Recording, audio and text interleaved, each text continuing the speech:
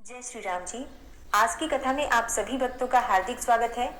भगवान श्री राम सीता जी और लक्ष्मण जी सहित आपके हृदय में वास करें और आपके जीवन से समस्त विघ्न बाधाओं को दूर करें।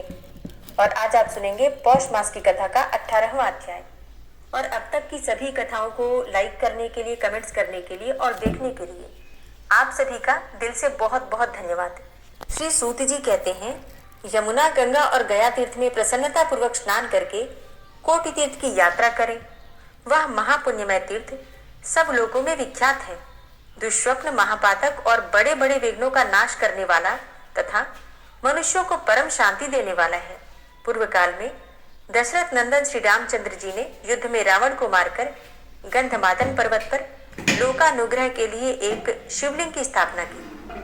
उस लिंग का अभिषेक करने के लिए वे शुद्ध जल ढूंढने लगे, किंतु वैसा जल उन्हें प्राप्त ही नहीं हुआ। तब रघुनाथ जी ने मन ही मन गंगा जी का स्मरण करते हुए धनुष की कोटि से शीघ्र ही पृथ्वी को वितीर्ण किया। श्री राम जी के धनुष की वह कोटि रसातल तक पहुंच गई। फिर उन्होंने धनुष को पृथ्वी से ऊपर निकाला। तब उसी मार्ग से पाताल गंगा बाहर निकल आई। उसी जल से श्री रामचंद्र जी ने शिवलिंग का अभिषेक किया। श्री रामचंद्र जी की धनुष की कोटि से उस तीर्थ का निर्माण हुआ था, इसलिए वह तीनों लोकों में कोटि तीर्थ के नाम से विख्यात हुआ। गंधमादन पर्वत पर जो तीर्थ हैं, उन सब में पहले स्नान करके पाप रहित हुआ मनुष्य अवशिष्ट पापों से छूटने के लिए कोटि तीर्थ में स्नान करे। मतलब सारे तीर्थों में स्नान करने के बाद भी जो बचे हुए पाप रहते हैं, उनसे मुक्ति पाने के लिए कोटि तीर्थ में स्नान करना चाहिए। अन्य तीर्थों में स्नान करने से भी जो पाप समुदाय नष्ट नहीं होता, वह अनेक कोटि जन्मों का उपार्जित तथा शरीर की हड्डियों में स्थित पाप पुंज कोटि तीर्थ में स्नान करने से पूर्णतः नष्ट हो जाता है। यदि कोई स्वेच्छानुसार कहीं जा रहा हो या तीर्थ यात्रा करता हो और मार्ग में उसे कोई तीर्थ या देवालय मिल जाए, तो उसको देखकर या सुनकर भी जो मोहवश उसका सेवन नहीं करता, अर्थात उस तीर्थ में नहीं जाता, वो मनुष्य अधम है। ऐसा महर्षियों का वचन है। इसलिए सेतु को जाने वाला पुरुष यदि वहां के अन्य तीर्थों में स्नान नहीं करता, तो वह तीर्थोल्लंघन के दोष से ब्राह्मणों द्वारा बाहर कर देने योग्य है। अतः चक्र तीर्थ आदि में स्नान अवश्य करना चाहिए। इन तीर्थों में स्नान करने के पश्चात शेष पापों से छुटकारा पाने के लिए मनुष्यों को कोटि तीर्थ में स्नान करना चाहिए। पूर्व काल में श्री रामचंद्र जी उसमें स्नान करके उसी क्षण पुष्पक विमान पर आरूढ़ होकर वानरों तथा लक्ष्मण सहित और सीता के साथ अयोध्या को चल दिए थे। अतः उन्हीं की भांति कोटि तीर्थ में स्नान करके शेष पाप से छूटा हुआ मनुष्य उसी क्षण वहां लौट आवे। यह श्रेष्ठ तीर्थ सब लोकों में प्रसिद्ध है। श्री रामचंद्र जी ने भगवान रामेश्वर का अभिषेक करने के लिए उसका निर्माण किया था। साक्षात भगवती गंगा उसमें निवास करती हैं तथा तारक ब्रह्म श्री राम जी ने वहां स्नान किया है। उस कोटि तीर्थ की महिमा का वर्णन कौन कर सकता है। यदुवंश में वसुदेव नाम से विख्यात एक क्षत्रिय थे जो शूरसेन के पुत्र थे। उन्हीं दिनों भोजकुल में देवक की एक पुत्री थी जो देवकी नाम से विख्यात थी। वसुदेव जी देवकी से विवाह करके रथ पर आरूढ़ होकर अपने निवास स्थान को चले। अब उस समय उग्रसेन का पुत्र कंस वसुदेव का सारथी बनकर रथ हाँकने लगा। इतने में ही बहन और बहनोई को लेकर जाने वाले कंस को संबोधित करके आकाशवाणी ने कहा, हे शत्रुदमन कंस, जिस देवकी को लिए तुम जा रहे हो उसका ही 8वां गर्भ तुम्हारा घातक होगा। अब ये दिव्य वाणी सुनकर कंस ने तलवार खींच ली और बहन को मार डालने का प्रयत्न किया। यह देखकर वसुदेव जी ने कहा, हे कंस, इससे जो संतानें पैदा होंगी उन सबको मैं तुम्हें सौंप दूंगा। यह तुम्हारी बहन है, इसको मत मारो, इससे तो तुम्हें कोई भय नहीं है। ये सुनकर कंस ने देवकी को मारने का विचार छोड़ दिया और वसुदेव देवकी के साथ अपने घर को लौटा। कंस बड़ा दुष्टात्मा था। उसने बहन और बहनोई दोनों के पैरों में बेड़ी डालकर कारागार में कैद कर दिया। तदनंतर बहुत समय व्यतीत होने पर देवकी ने वसुदेव जी से क्रमशः 6 पुत्रों को जन्म दिया। उन सबको वसुदेव ने कंस को अर्पित कर दिया और कंस ने उनका वध कर डाला। इस प्रकार देवकी के गर्भ से उत्पन्न होने वाले 6 पुत्रों के मारे जाने पर 7वें गर्भ के रूप में साक्षात भगवान शेष ने देवकी के उदर में प्रवेश किया। उस समय भगवान विष्णु की आज्ञा से माया देवी ने उस गर्भ को रोहिणी के उदर में स्थापित कर दिया। रोहिणी उन दिनों नंदगोप के घर में निवास करती थी और अब लोगों में ये बात फैल गई कि देवकी का 7वां गर्भ गिर गया। तदनंतर स्वयं भगवान विष्णु ने 8वां गर्भ होकर देवकी की कुक्षी में प्रवेश किया।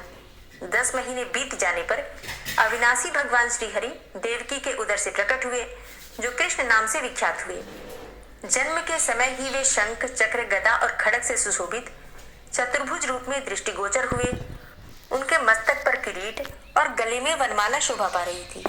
वे माता पिता के शोक का नाश करने वाले थे। सर्वेश्वर भगवान श्री हरि को देखकर वसुदेव जी ने उनका स्तवन किया।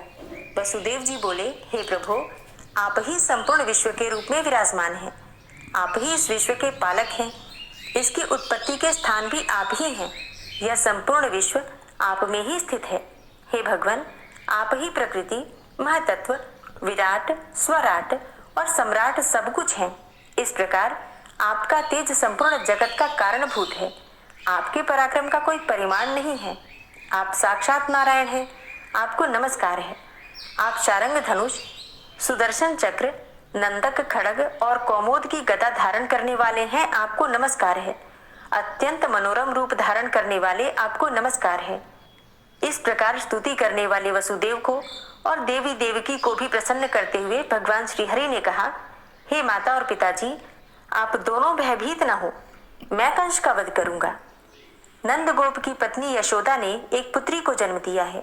वह सब लोगों को मोहने वाली मेरी माया ही है। आप मुझे ले जाकर यशोदा की शैया पर सुला दे और यशोदा की पुत्री को लाकर देवकी की शैया पर सुलावें। भगवान श्री कृष्ण के ऐसा कहने पर वसुदेव जी ने वैसा ही किया। देवकी की शैया पर सुलाते ही वह मायामयी पुत्री रोने लगी और बालक के रोने की ध्वनि सुनकर कंस व्याकुल चित्त होकर आया और सूतिका घर में प्रवेश करके उसने कन्या को ले लिया। उसके मन में तनिक भी लज्जा और दया नहीं थी। उसने उस बालिका को ले जाकर पत्थर पर पटक दिया। उसके हाथ से छूटते ही वह बालिका 8 बड़ी बड़ी भुजाओं से युक्त, अस्त्र शस्त्रों से सुशोभित महादेवी के रूप में प्रकट हुई और कंस को पुकार कर अत्यंत कुपित होकर बोली, अरे पापात्मा कंस, ओ दुर्बुद्धे, रे मूर्ख, तेरे प्राणों को हरने वाला शत्रु कहीं न कहीं उत्पन्न हो गया है और अब तू अपनी मृत्यु रूपी उस शत्रु की खोज करता रहे। ऐसा कहकर देवी, जो मनुष्यों से पूजा पाकर उनका अभीष्ट सिद्ध करने वाली है, दिव्य स्थानों में चली गई। देवी का यह वचन सुनकर कंस अत्यंत व्याकुल हो उठा। उसने अपने प्राणांत करने वाले शत्रु को पीड़ा देने के लिए तथा दूसरे दूसरे बालकों को भी सताने के लिए पूतना आदि बाल ग्रहों को भिन्न भिन्न स्थानों में भेजा। सभी बाल ग्रह नंद के गोकुल में गए और वहां श्री कृष्ण के हाथों मारे गए। तदनंतर कुछ दिन और बीत जाने पर बलभद्र और श्री कृष्ण गोकुल में बढ़कर सयाने हो गए और उन्होंने अनेकों प्रकार की बाल क्रीड़ाओं से खेल किए। कुछ काल तक वे दोनों भाई बांसुरी बजाते हुए बछड़े चराते रहे और कुछ वर्षों तक गाय चराते रहे। उस समय वे वन में गुंजा और तापिच्य के आभूषण धारण करते थे। इस प्रकार बलराम और श्री कृष्ण दीर्घ काल तक गोकुल में नाना प्रकार की लीलाएं करते रहे। एक समय कंस ने बलराम और श्री कृष्ण को बुलाने के लिए अक्रूर जी को गोकुल में भेजा। अक्रूर जी कंस की आज्ञा से जाकर उन दोनों भाइयों को गोकुल से मथुरा बुला ले आए। मथुरापुरी सुवर्णमय द्वार से शोभा पा रही थी। बलराम और श्री कृष्ण को लाकर अक्रूर जी पुरी में गए और कंस से मिलकर उसे सब समाचार बताया। तत्पश्चात उन्होंने अपने घर में प्रवेश किया। तदनंतर दूसरे दिन वसुदेव के दोनों पुत्र अपने प्रिय मित्र गोप बालकों के साथ मथुरापुरी में आए। नगर की युवतियां उनके रूप गुण की प्रशंसा करती और वे उसे सुनते हुए आगे बढ़ते जाते। तदनंतर श्री कृष्ण ने बलराम के साथ धनुषशाला में जाकर दृढ़ प्रत्यंचा वाले बड़े भारी धनुष को देखा और सब रक्षकों को दूर भगाकर लीला पूर्वक उस धनुष को हाथ में ले लिया। फिर जब प्रत्यंचा चढ़ाने के लिए उसे झुकाया तब बीच से टूटकर उसके 2 टुकड़े हो गए। अब धनुष टूटने का शब्द सुनकर वहां आए हुए बलवान रक्षकों को मारने के लिए उन दोनों महाबली बंधुओं ने धनुष के दोनों टुकड़े उठा लिए और उन्हीं से सबको मार गिराया। तत्पश्चात रंगशाला के द्वार पर खड़े हुए कुवलया पीड़ नामक हाथी को मारकर महान बल और पराक्रम से युक्त बलराम तथा श्री कृष्ण ने उसके दोनों दांत उखाड़ लिए और उन्हें हाथ से पकड़कर कंधे पर रखे हुए क्षण भर में ही वे रंगभूमि में जा पहुंचे। वहां उन दोनों ने चाणूर, मुष्टिक बल तथा दूसरे दूसरे प्रमुख पहलवानों को मारकर परम धाम को पहुंचा दिया। फिर दोनों भाई शीघ्र ही उछलकर ऊंचे मंच पर चढ़ गए। वहां कंस एक ऊंचे आसन पर बैठा हुआ था। उसे तिनके के समान समझकर वे उसके समीप इस प्रकार स्थित हुए जैसे दो सिंह तुच्छ मृग के पास खड़े हों। तदनंतर श्री कृष्ण ने मंच पर बैठे हुए कंस के पैर पकड़कर उसे खींच लिया और बड़े वेग से आकाश में घुमाया। इतने में ही उसके प्राण पखेरु उड़ गए। तब प्राण रहित कंस को उन्होंने धरती पर गिरा दिया। फिर बलराम जी ने भी कंस के 8 भाइयों को मुक्कों से ही मार गिराया। इस प्रकार कंस को मारकर श्री कृष्ण ने अत्यंत दुख भोगने वाले अपने माता पिता को कारागार के बंधन से मुक्त किया और अन्य सब लोगों को भी बलराम तथा श्री कृष्ण ने आश्वासन दिया। श्री कृष्ण के द्वारा कंस मारा गया, यह समाचार सुनकर वसुदेव के अन्य बंधु बांधव जो पहले कंस के द्वारा पीड़ित होकर अन्यत्र चले गए थे, मथुरापुरी में वापस लौट आए।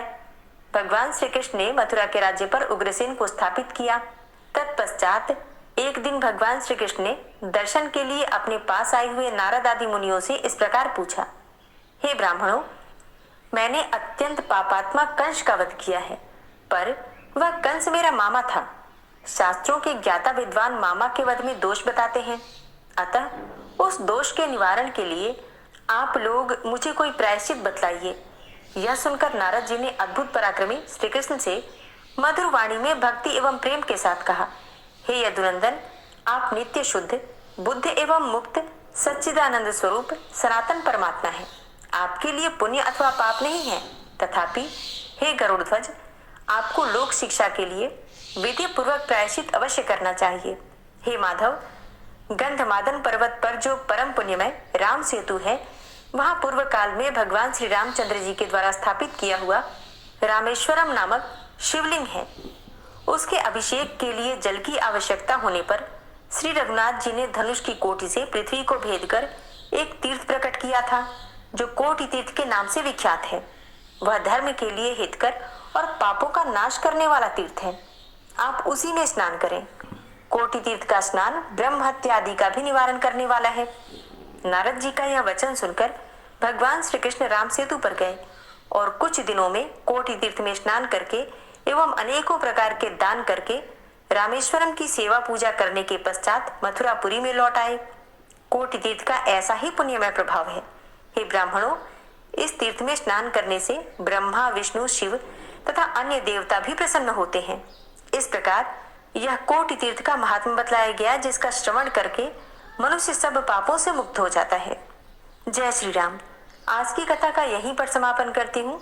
इस जो लोग ठाकुर जी की सेवा करते हैं अपने अनुभव कमेंट बॉक्स में लिख सकते हैं। राधे राधे। जय श्री कृष्णा। श्री राधा कृपा कटाक्ष स्तोत्र। मुनीन्द्र वृंद वंदिते त्रिलोक शोक हारिणी प्रसन्न वक्त्र पंकजे निकुंज भूविलासिनी व्रजेन्द्र भानुनंदिनी व्रजेन्द्र सूनु संगते कदा करिष्यसि मां कृपा कटाक्ष भाजनम्। अशोक वृक्ष वल्लरी वितान मंडप स्थिते प्रवाल बाल पल्लव प्रभारुणांध्रि कोमले वराभय स्फुरत्करे प्रभूत संपदालये कदा करिष्यसि मां कृपा कटाक्ष भाजनम्। अनंगरंग मंगलम प्रसंग भंगुरं भ्रुवां सविभ्रमं ससंभ्रमं दृगन्त बाणपातने निरन्तरं वशीकृत प्रतीत नन्दनन्दने कदा करिष्यसि मां कृपा कटाक्ष भाजनम्।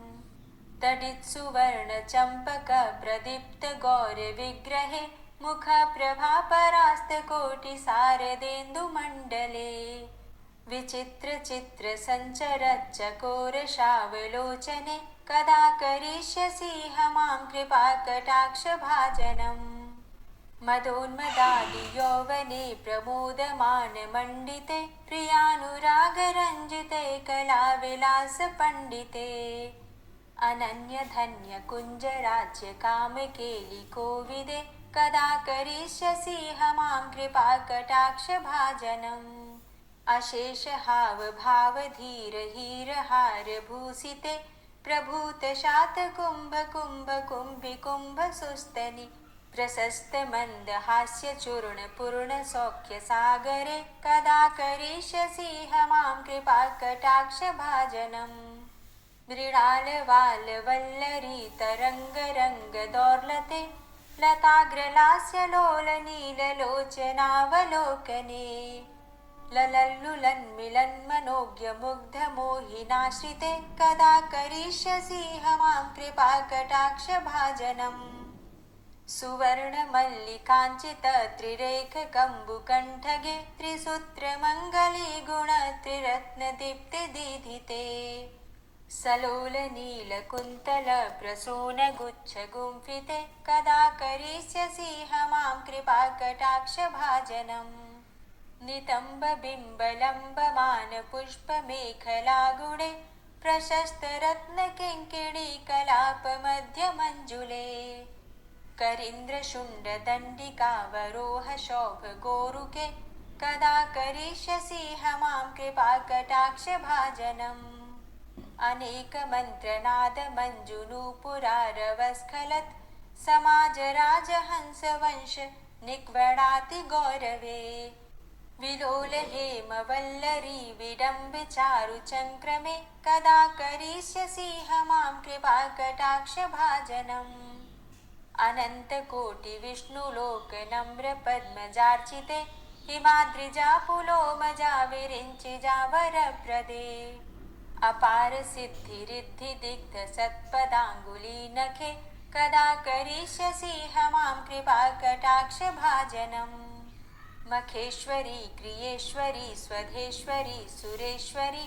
त्रिवेद भारतीश्वरी प्रमाण शासनेश्वरी रमेश्वरी क्षमेश्वरी प्रमोद काननेश्वरी व्रजेश्वरी व्रजाधिपे श्रीराधिके नमोऽस्तुते इतीममद्भुतं स्तवं निशम्य भानुनन्दिनी करोतु सन्ततं जनं कृपाकटाक्ष भाजनम् भवेत्तदैव सञ्चित त्रिरूपकर्मनाशनं लभेत्तदा ब्रजेन्द्रसूनुमण्डलप्रवेशनम् जय जय श्रीराधे जय जय श्रीराधे।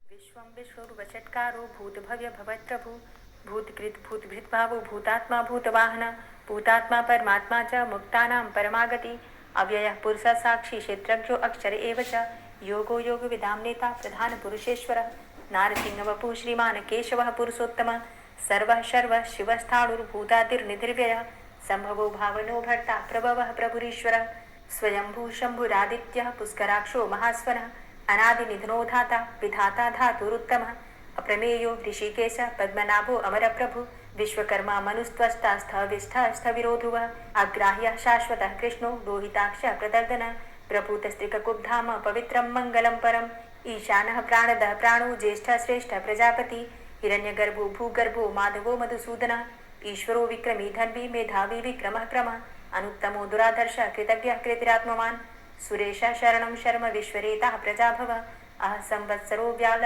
प्रत्ययः सर्वदर्शनः अजः सर्वेश्वर सिद्ध सिद्धे सर्वादिर्च्युतः वृषाकपिरिमेयात्मा सर्वयोगविनिश्रितः वसुर्वसुमना सत्य समात्मा संवितः समः अमोघ पुण्डरीकाक्षो वृषकर्मा वृषाकृतिः रुद्रो बहुशिरा बभ्रुर्विश्वयोनिः शुचिश्रवः अमृतः शाश्वतस्थाणुर्वरारोहो महातपः सर्वगः सर्वविद्भानुर्विश्वक्सेनो जनार्दनः वेदो वेदविद्यङ्गो वेदाङ्गो वेदवित्कविः लोकाध्यक्षः सुराध्यक्षो धर्माध्यक्षः कृताकृतः चतुरात्मा चतुर्व्यूहश्चतुर्द्रष्टश्चतुर्भुजः भ्राजशूर्भोजनं भोक्ता सहिस्रुर्जगदाति च अनघो विजयो जेता विश्वयोनिः पुनर्वसु उपेन्द्रो वामनः प्रांशुर्मोघः शुचिरुर्जितः अतीन्द्रः सङ्ग्रहः सर्गो धृतात्मा नियमो यमः वेद्यो वैद्यः सदा योगी वीरः माधवो मधु अतीन्द्रियो महामायो महोत्साहो महाबलः महाबुद्धिर्महावीर्यो महाशक्तिर्महाद्युतिः अनिर्देश्य वपु श्रीमान् मेयात्मा महाधृतिर् महेश्वासो महीभर्ता श्रीनिवास सतां गति अनिरुद्ध सुरानन्दो गोविन्दो गोविन्दाम्पति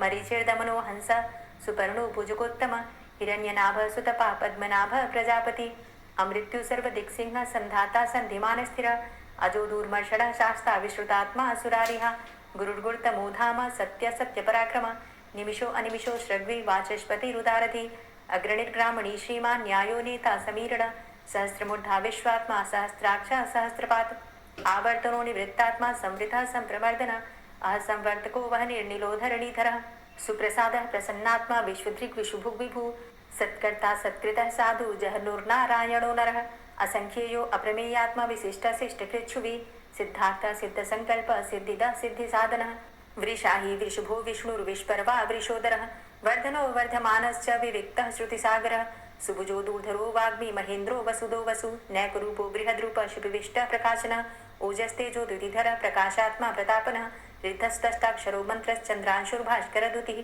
अमृतांशुद्भवो भानु शशबिन्दुः सुरेश्वरः औषधं जगतः सेतु सत्यधर्मपराक्रमः भूतभव्य भवन्नाथः पवनः पावनो नलः कामः कामकृत्कान्तः कामः कामप्रदः प्रभु युगाधिकृत युगावर्तो नैकमायो महाशनः अदृश्य अव्यक्तरूपश्च सहस्रजितनन्तजित् इष्टो अविशिष्ट शिष्टेष्ट शिखण्डी नहुसो वृष क्रोधः क्रोधकृत्कर्ता विश्वबाहुर्महीधरः अच्युतः प्रतितः प्राणः प्राणदो वासवानुजः अपां निधिर्धिष्ठानं प्रमत्तः प्रतिष्ठितः स्कन्दः स्कन्दधरो धूर्यो वरदो वायुवाहनः वासुदेवो बृहद्भानुरादिदेवः पुरन्दरः अशोकस्तारणस्तारः शूरः सौरिर्जनेश्वरः अनुकूलः शतावर्त पद्मी पद्मनिभीक्षणः पद्मनाभो अरविन्दाक्ष पद्मगर्भ शरीरभृत् महद्भिरुद्धो वृद्धात्मा महाक्षो गरुडध्वजः अतुलः शरभो भीमो समयज्ञो हविर्हरि सर्वलक्षणलक्षण्यो लक्ष्मीवान् समितिञ्जयः वीक्षरो रोहितो मार्गो हेतुर्दामोदरः सः महीधरो महाभागो वेगवान् मिताशनः उद्भवः शोभणो देवः श्रीगर्भः परमेश्वरः करणं कारणं कर्ता विकर्ता गहनो गुहः व्यवसायो व्यवस्थान संस्थान स्थानदो ध्रुवः परर्थी परमस्पस्तुष्टः पुष्टः सुभेक्षणः रामो विरामो विरजो मार्गो नेयो नयोनयः वीरः शक्तिमतां श्रेष्ठो धर्मो धर्मविदुत्तमः वैकुण्ठः पुरुषः प्राणः प्राणदः प्रणवः पृथु हिरण्यगर्भः शत्रुघ्नो व्याप्तो वायुरुधोक्षजः ऋतुः सुदर्शनः कालः परमेष्ठी परिग्रहः उग्रः संवत्सरो दक्षो विश्रामो विश्वदक्षिणः विस्तारः स्थावरस्थाणु प्रमाणं बीजमव्ययम् अर्थो अनर्थो महाकोशो महाभोगो महाधनः अनिर्विण्णः स्थविष्टो धर्मयुपो महामखः नक्षत्रनेमिर्नक्षत्री क्षमा क्षामः समीहनः यज्ञ महेज्यश्च ततु सत्रं सतां गतिः सर्वतर्षि विमुक्तात्मा सर्वज्ञो ज्ञानमुत्तमं सुव्रतः सुमुखः सुष्मा सुघोषः सुखदः सुहृतः मनोहरो जित्क्रोधो वीरबाहुर्विदारणः स्वापनः स्ववसो व्यापी नैकात्मा नैककर्मकृत् वत्सरो वत्सलो वत्सी रत्नगर्भो धनेश्वरः धर्मगुप्त धर्मकृत् धर्मी सदसक्षरमक्षरम् अविज्ञाता सहस्रांशुर्विधाता कृतलक्षणः गवस्थिनेमिः सत्त्वस्थः सिंहो भूतमहेश्वरः आदिदेवो महादेवो देवेशो देवभृद्गुरुः उत्तरो गोपतिर्गोप्ता ज्ञानगम्यः पुरातनः शरीरभूतभृद्भोक्ता कपीन्द्रो भूरि दक्षिणः सोमो अमृतपः सोमः पुरजित पुरुषोत्तमः विनयोजय सत्यसन्धो दाशाः सात्वताम्पति जीवो विनयिता साक्षी मुकुन्दो अमितविक्रमः अम्भो निद्रणन्तात्मा महोदधी शयोन्तकः अजोमहारः स्वाभाव्यो जितामित्रः प्रमोदनः आनन्दो नन्दनो नन्दः सत्यधर्मा त्रिविक्रमः महर्षि कपिलाचार्यः कृतज्ञो मेदिनीपतिः त्रिपदस्त्रिदशाध्यक्षो महाशृङ्गः कृतान्तकृत् महावराहो गोविन्दः सुखेणः कनकाङ्गदी गुह्यो गभीरो गहनो गुप्तश्चक्रगदाधरः वेथा स्वाङ्गो अजितः कृष्णो दृढः सङ्कर्षणोच्युतः वरुणो वारुणो वृक्षः पुष्कराक्षो महामनाः भगवान् भगानन्दी वनमाली हलायुधः आदित्यो ज्योतिरादित्यः सहिष्णुर्गतिसत्तमः सुधन्वाखण्ड परशुर्दारुणो द्रविडप्रदः दिविस्त्रिक्सरदृग्व्यासो वाचस्पतिर्योनिजः त्रिसामासामगः सामन् धन्वाखण्ड परशुर्दारुणो द्रविडप्रदः दिविस्त्रिक्सरदृग्व्यासो वाचस्पतिर्योनिजः त्रिसामासामगः साम निर्वाणं भेषजं भिषक् संन्यासकृच्छमः शान्तो निष्ठा शान्तिः परायणम् शुभांगः शान्तिदः स्रष्टा कुमुदः कुवलेशय गोहितो गोपतिर्गोप्ता वृषभाक्षो वृषप्रिया अनिवर्ति निवृतात्मा संचेत्ता चेमकृच्छिव श्रीवत्सवक्षा श्रीवास श्रीपति श्रीमतांबर श्रीदा श्रीश श्रीनिवास श्रीनिधि श्रीविभावन श्रीधर श्रीकर श्रेय श्रीमान् लोकत्रयाश्रय स्वक्ष स्वंग शतानंदो नंदिर्ज्योतिर्गणेश्वर विजितात्मा विधेयात्मा सत्कीर्तिश्छिन्न संशय उदीर्ण सर्वतक्षसुर्निशा शाश्वत स्थिर भूषयो भूषणो भूतिर्विशोकः शोकनाशन अर्चिष्मानर्चिता कुंभो विशुद्धात्मा विशोधन अनिरुद्धो अप्रतिरथ प्रद्युम्नो अमित विक्रम कालिनेमि निहावीर शौरी सूर्जनेश्वर त्रिलोकात्मा त्रिलोकेशः केशवः केशिहारी कामदेवः कामपालः कामीकान्तः कृतागमः अनिर्देशव पुर्विष्णुर्वीरो अनन्तो धनञ्जयः ब्रह्मण्यो ब्रह्मकृद् ब्रह्म ब्रह्म ब्रह्म विवर्धन ब्रह्मविद् ब्राह्मणे ब्रह्मी ब्रह्मज्ञो ब्राह्मण प्रिय महाक्रमो महाकर्मा महातेजा महोरगः महाक्रतुर्महायज्वा महायज्ञो महाहवि स्तव्यस्तव प्रियस्तोत्रं स्तुतिस्तोतारणप्रियः पूर्णः पुरैता पुण्यः पुण्यकीर्तिर्नामयः मनोजवस्तीर्थकरो वसुरेता वसुप्रदः वसुप्रदो वासुदेव वसुर्वसुमनाहवि सद्गतिः सत्कीर्तिः सत्ता सद्भूतिः सत्परायणः शूरसेनो यदुश्रेष्ठः सन्निवासः सुयामुनः भूतावासो वासुदेवः सर्वासु निलयो नलः दर्पः दर्पदो दीप्तो दूर्धरोधा पराजितः विश्वमूर्तिर्महामूर्तिर्दीप्तमूर्तिर्मूर्तिमान् अनेकमूर्तिरव्यक्तः शतमूर्तिः शताननः एको नैकः सवः किं यत्तत्पदमनुत्तमं लोकबन्धुर्लोकनाथो माधवो भक्तवत्सलः सुवर्णवर्णो हेमांगो वरांगश्चन्दनांगदी वीरः विषमः शून्यो घृताशीरचलश्चलः अमानीमानदो मान्यो लोकस्वामी त्रिलोकदृक् सुमेधा मेतजोधन्यः सत्यमेधाधराधरः तेजोवृषः द्वितिधरः सर्वशस्त्रभृताम्बरः प्रग्रहो निग्रहो व्यग्रो नैकशृङ्गो गदाग्रजः चतुर्मूर्तिश्चतुर्बाहुश्चतुर्व्यूहश्चतुर्गति चतुरात्मा चतुर्भावश्चतुर्वेद विदेकपात समावर्तो अनवृतात्मा दुर्जयो दुरतिक्रम दुर्लभो दुर्गमो दुर्गो दुरावासो दुरारिहा शुभांगो लोक सारंग सुतंतुस्तंतुवर्धन इंद्रकर्मा महाकर्मा कृतकर्मा कृतागम उद्भव सुंदर सुंदो रत्ननाभ सुलोचन अर्को वाजसन श्रृंगी जयंत सर्वविजयी सुवर्ण बिंदु रक्षोभ्य सर्वभागीश्वरेश्वर महाहृदो महागर्तो महाभूतो महानिधि कुमुदः कुंदरः कुंदः पर्जन्यः पावनो नीलः अमृताशो अमृतवपुः सर्वज्ञः सर्वतोमुखः सुलभः सुव्रतः सिद्धः शत्रुजित् शत्रुतापनः न्यग्रोधो दुम्बरो अस्वस्थश्चाणुरान्ध्रनिषूदनः सहस्रार्चिः सप्तजिह्वः सप्तैधा सप्तवाहनः अमूर्तिरणघो अचिन्त्यो भयकृद् भयनाशनः अणुर्बृहत् कृशस्थूलो गुणभृन्निर्गुणो महान् अधृतः स्वधृतः स्वास्य प्राग्वंशो वंशवर्धनः भारभृति कथितो योगी योगी स सर्वकामद आश्रमाश्रमण क्षाम सुपर्णो वायुवाहन धनुर्धरो धनुर्वेदो दंडोदमयितादम अपराजितः सर्वसहो नियंता नियमो यमः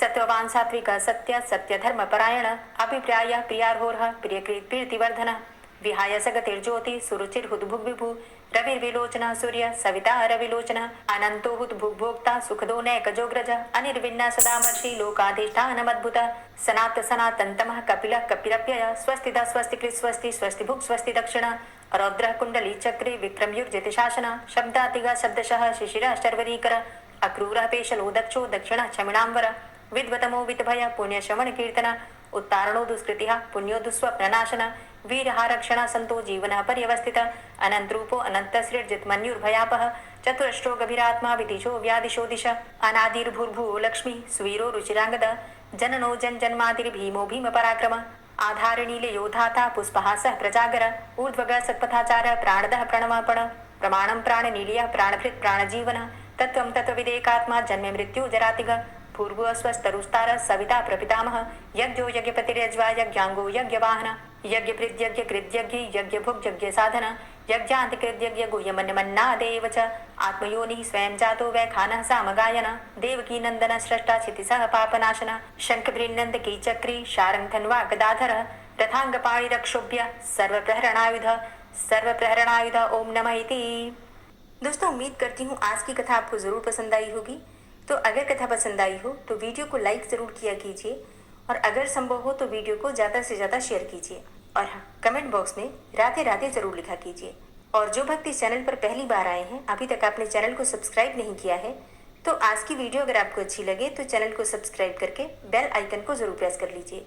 इससे ये होगा कि इस चैनल पर जो भी नई वीडियो अपलोड होंगी उनकी नोटिफिकेशन आपको सही समय पर प्राप्त होगी। मिलती हूँ मैं आपसे अगली वीडियो में, तब तक के लिए जय श्री राधे।